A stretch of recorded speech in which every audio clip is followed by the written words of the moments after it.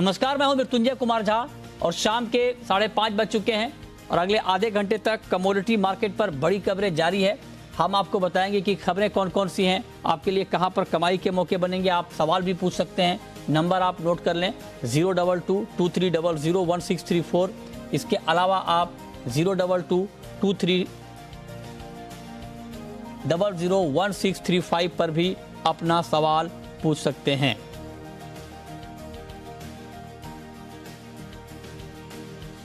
लेकिन चर्चा की शुरुआत करेंगे महत्वपूर्ण खबर के साथ, जिस खबर पर हम आपको डिटेल में बता भी रहे हैं कि किस तरह से ये एक्सचेंज लॉन्च होगा, गोल्ड का स्पॉट का एक्सचेंज।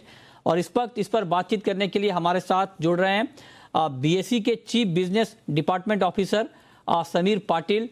हमारे साथ दो और खास मेहमान हैं, बीरेन वकील हैं और भाविक पटेल हैं। आप सभी का बहुत बहुत स्वागत है। और पाटिल साहब, बहुत स्वागत है। बहुत लंबे वक्त के बाद आपसे बात हो रही है। एक बड़ा कदम सेबी की तरफ से उठाया गया है, अप्रूवल तो सेबी की तरफ से मिल गया है। मेरा पहला सवाल आपसे ये होगा कि इस बोर्ड क्लियरेंस के बाद, सेबी बोर्ड ने जो मंजूरी दी है, इसके बाद अब इसका प्रोसेस क्या होगा रोल आउट का? नमस्कार मृत्युंजय, बहुत धन्यवाद। मैं पहले ये कहना चाहूंगा कि सेबी का ये बहुत ही अहम निर्णय है। इससे इंडिया में सोने के भावों में पारदर्शिता जरूर आएगी और सही मायने में प्राइस डिस्कवरी होगी। और एक्चुअली आप कहो तो मेन रियल सेंस में अब फंजिबिलिटी होगी।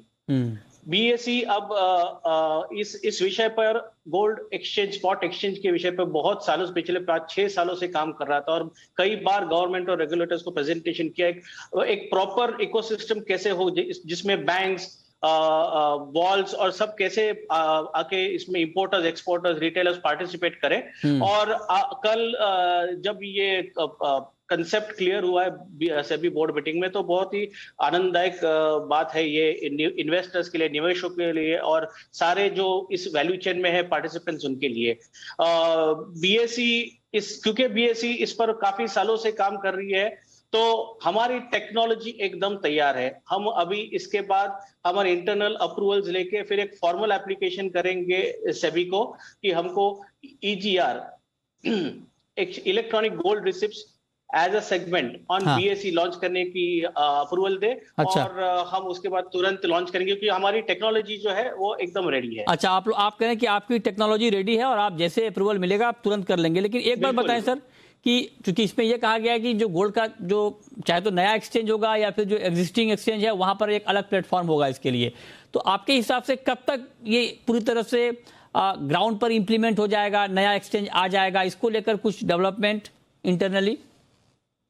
तो बीएसई हम अप्रूवल सेबी से लेना चाहेंगे कि electronic gold receipt as a segment on BSE launch करने के लिए। तो जैसे ये एज ए सेगमेंट लॉन्च होगा तो हम तुरंत ही, जैसे अप्रूवल्स आ जाएगा तो हम तुरंत ही लॉन्च कर देंगे। अच्छा। और इसके लिए हम सक्षम हैं। ठीक है, तो आप कह रहे हैं कि आप तैयार हैं। लेकिन एक बात बताएं कि चूंकि EGR का जिक्र आपने भी किया कि इलेक्ट्रॉनिक गोल्ड रिसिप्ट जारी किए जाएंगे, इसका सर कॉस्ट कौन बियर करेगा? टैक्स का कैलकुलेशन कैसे होगा? क्योंकि ये जो दर्शक इस वक्त हमें देख रहे हैं वो भी ये जानना समझना चाह रहे हैं कि अगर वो इस प्लेटफॉर्म का इस्तेमाल करते हैं गोल्ड में इन्वेस्टमेंट को लेकर के या ट्रेडिंग को लेकर के, तो उनकी कॉस्टिंग क्या होगी? इस पर कुछ बता पाएंगे अभी आप पाटिल साहब? नॉर्मल सेंस में क्या होता है, जब कोई गोल्ड डिपॉजिट करता है वॉल्ट में, तो वॉल्ट उसको इलेक्ट्रॉनिक फॉर्म में कन्वर्ट के लिए कहेंगे और जब वो होगा तब जो सेलर है या जो डिपॉजिटर है वो कॉस्ट बेयर करेगा और वो ट्रेड होंगे एक्सचेंज पे। और जब वो ट्रेड होंगे और जब डिलीवरी होगा, जब बायर वो डिलीवरी लेके अगर वो उसको फिर रिकन्वर्ट करना चाहता है at any point of time, तब वो जाके वो चार्जेस भरेगा इसके अंदर। अच्छा, ठीक है। तो ये आपने बहुत महत्वपूर्ण बात बताई है। एक सवाल मैं आपसे और पूछना चाहता हूं कि वॉल्ट में जब गोल्ड डिपॉजिट होगा तो उसके पैरामीटर क्या होंगे? जो एक्सचेंज के पैरामीटर हैं वो क्या होंगे? मान लीजिए किसी ने गोल्ड जमा किया वहां पे, और क्या वहां पर अलग से फिर प्योरिटी की चेकिंग होगी, अलग से क्वांटिटी की चेकिंग होगी?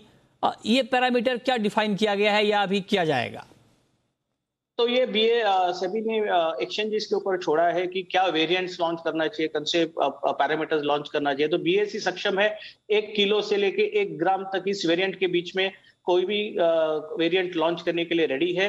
प्लस जो क्वालिटी है वो स्टैंडर्ड क्वालिटी होगी, फर्स्ट LBMA या फिर एक्सचेंज डेसिग्नेटेड जो भी अप्रूव्ड इंडियन रिफाइनरीज है उसका गोल्ड ही उपलब्ध होगा। अच्छा, तो आप कह रहे हैं कि उसके ऊपर कोई संदेह नहीं है। अच्छा, आप कह रहे हैं कि मिनिमम 1 ग्राम के लिए भी आप लोग तैयार हैं, तो क्या डिलीवरी यूनिट भी 1 ग्राम की होगी? मान लीजिए मैंने 1 ग्राम गोल्ड खरीदा आपके एक्सचेंज के प्लेटफॉर्म पर, तो क्या मैं डिलीवरी अगर लेना चाहूंगा तो 1 ग्राम की डिलीवरी मिल जाएगी मुझे? बिल्कुल। किस फॉर्म में मिलेगी डिलीवरी?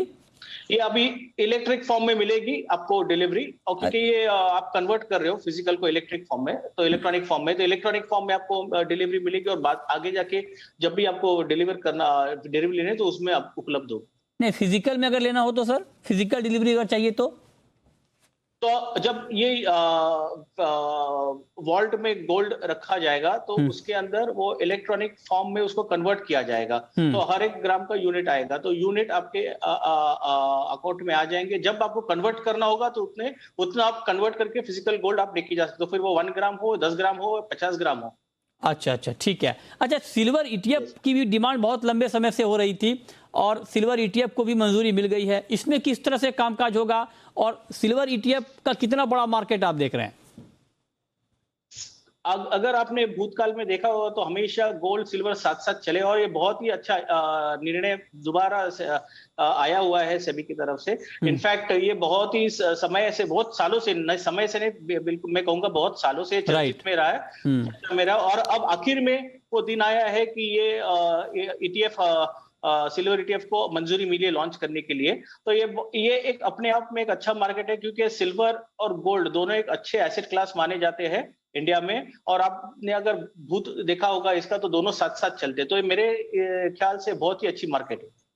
अच्छा, तो आप कह रहे हैं कि बहुत लंबे वक्त से इसकी डिमांड थी और इसको अच्छा रिस्पांस मिलेगा। बहुत शुक्रिया समीर पाटिल जी आपका हमारे साथ जुड़ने के लिए और डिटेल में इस पर बातचीत करने के लिए।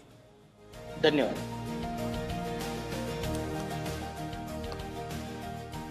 चलिए आगे बढ़ते हैं और अब बात करते हैं कि आज के मार्केट में आप किस तरह से ट्रेड ले सकते हैं। बीरेन वकील हमारे साथ हैं और भाविक पटेल हैं, आप दोनों का बहुत स्वागत है।